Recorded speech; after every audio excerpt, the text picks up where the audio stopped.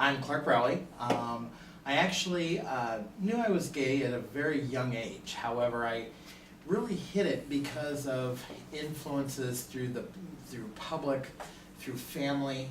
This was a period in the 70s that you didn't really discuss that kind of a thing, and you had a lot of comments going around that you would hear your friends or family that are straight or heterosexual, and they'd always make derogatory comments and things like that towards people that you thought were gay. I think the other thing that kind of hit it for me was that the only gay people you ever saw on the TV or growing up were the stereotypical. That's all that we were ever exposed to, especially coming from Midtown or Midwestern town of Des Moines. You didn't have those influences. And as a teenager, I really had identified with it, but I think even more so I hid it further and deeper down. And then so when I moved to Phoenix, I had actually came to Phoenix to go to ASU and to further my career, and it was at the age of 22 that I finally came out. So from that point, I had also entered the industry world, the resort industry world, where I've been working over 20 years. My name is David Cheney. I was born in November 1963 in Oklahoma City. I moved to Phoenix, my family, my parents, my dad worked for the government, and he got transferred to Port Huachuca in Sierra Vista, Arizona, where he worked, and my mom eventually worked too. But we moved there at 10 years old.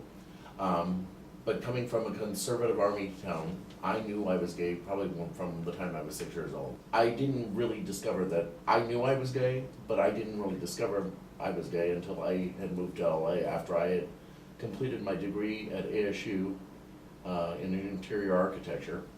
And then I moved out to LA, and that's where I got to be me. You know, I always thought I was the black sheep of the family, but I made a lot of discoveries about my family then, and to this day, they are amazing. They are my biggest fans, and they're my biggest supporters. And things that I'm more in, I'm a diabetic. I've been a diabetic for 35 years. I'm now 50 years old, so I got it when I was 15. But one of the things that I do every year is I ride in the Phoenix Tour de Cure. And the last 2 years, I've rode 34.7 miles, and this year I rode 51.7 miles, and I raised over $4,000 for diabetes research and education. And it wasn't until it was about 2009, I guess, and Yeah, because I was looking for a job. well, you found it when you asked me out. Yes, I had just Thank got, goodness. yeah.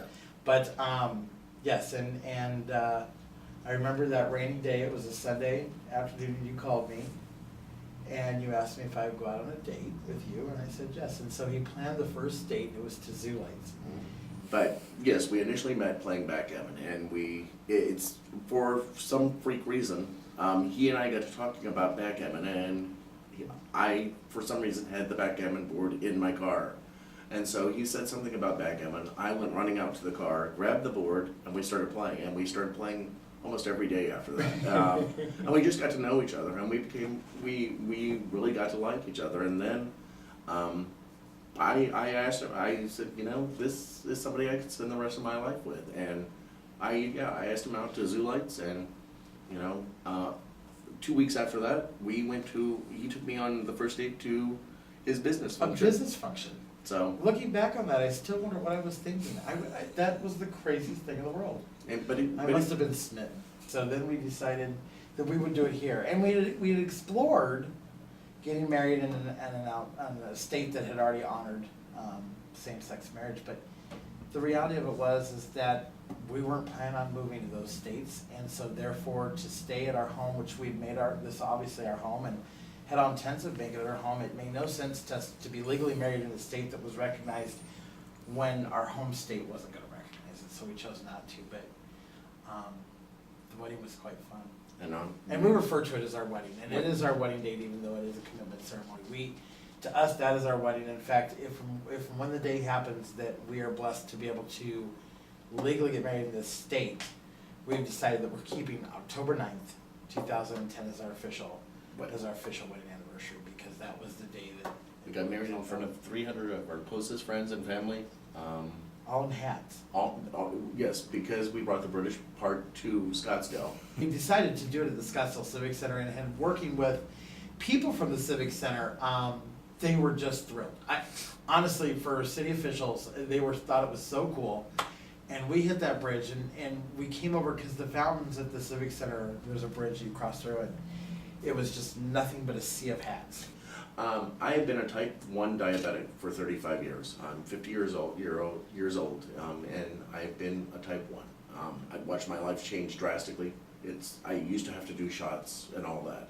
I wear a little pump that pumps insulin into me all the time.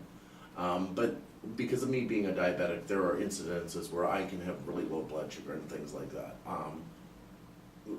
That seems to be one of the biggest problems with me, where I become incoherent, where I don't recognize people or things.